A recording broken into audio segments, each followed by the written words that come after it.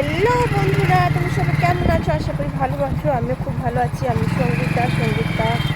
তো আমরা এখন বেরিয়েছি ঠাকুর দেখতে, জগত্রী পুজোর ঠাকুর দেখতে যাচ্ছি, অমনি মেলা দেখতে। চলো, ভিডিওটাও আমি এখান থেকে স্টার্ট করছি। চলো পুরোটা তোমাদের দেখাবো কোথায় কোথায় ঘুরছি। তো প্রথমেই যে ঠাকুরটা দেখতে এসেছিলাম সেখানে হচ্ছে দেখো মিকি মাউসে। প্রথমেই আমার ছেলে চলে এসেছে মিকি মাউসে, আর আমি ওকে এখানে তুললাম কেন মিকি মাউসে। তো এখানে এখন সবে কিছুক্ষণ আগে তো টাঙিয়েছে, মানে মিকি মাউসটা খাটিয়েছে, সেই কারণে ভিড় একদমই নেই, আর এখানে ভিড়টা কম। আর দেখো এত পরিমাণে ভিড় কম যে এখানে একজন মাত্র জাম্পিং চড়ছে। সেই কারণে আমার ছেলেকে ওইখানে মিকি মাউসে চড়ালাম যাতে ফাঁকা। আর দেখো তারপরে একটা ঠাকুর দেখলাম, দেখে আবার এটা রবীন্দ্রনগর বলে রবীন্দ্রনগর বলে জায়গাটার নাম।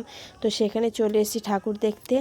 এই দেখো এখানে হচ্ছে রাস্তার ধারে প্রচুর দোকানপাট বসেছে, আর ঠাকুরটা উঠেছে মাঠের ভিতরে। আর এই যে মাঠের ভিতরে কিছু মেলার জিনিস বসেছে। আর এই দেখো প্যান্ডেলটা এত সুন্দর প্যান্ডেলটা হয়েছে, কিন্তু মাঠটা এত বিশাল বড় যে মাঠ, তার জায়গায় মানে দূর থেকে দেখলে ছোট মনে হচ্ছে, কিন্তু এত সুন্দর করেছে। দেখো কারুকার্যগুলো কত সুন্দর। প্রথমে একটা হাতি রয়েছে, ওইদিকে দেখো পরীরা রয়েছে তারপর ওইদিকে চেপে দেখো সিংহ। আর আমার ছেলে একটা একটা করে জিনিস দেখছে আর তাতে হাত দিচ্ছে। তো এইখানে যে জলটা পড়ছে সেখানেও হাত ধুতে যাচ্ছিল। তো কারেন্টের ব্যাপার আছে, সেই জন্য আমি ওকে বকছি যে হাত দিস না।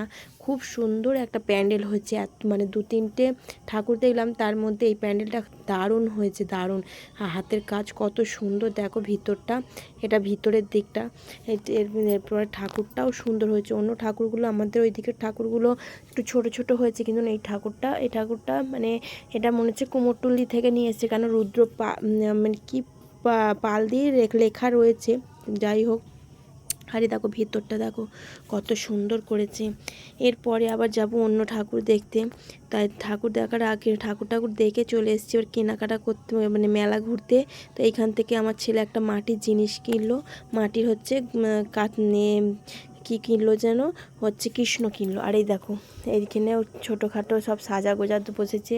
এইখানে হচ্ছে খেলনার দোকান, আর মেয়েদের সব থেকে প্রিয় মানে জায়গা হচ্ছে সাজা গোজা। তারপরে হচ্ছে দেখো সংসারের জিনিসপত্র কেনাকাটা, যে যা কিনছে। আমিও কিছু দাম দর করেছিলাম, তো কিনলাম না। তো এখানে সাজা গোজা রয়েছে দেখলাম।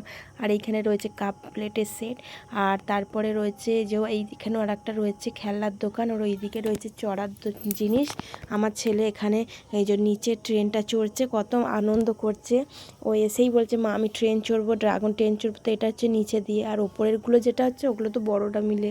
আর এই একটা প্যান্ডেল দেখো উঠ করেছে, আর এটা কত সুন্দর করেছে দেখো। তো চলো আমার ব্লগটা এখানে শেষ করছি। আশা করি ভালো লেগেছে। ভালো লাগলেই একটা কমেন্ট করো, একটু লাইক করে দিও, তাহলে আমার খুব ভালো লাগে। তো চলো ভিডিওটা এখানে শেষ করছি। আর যদি খুব ভালো লাগে একটু শেয়ার করে দিতে পারো।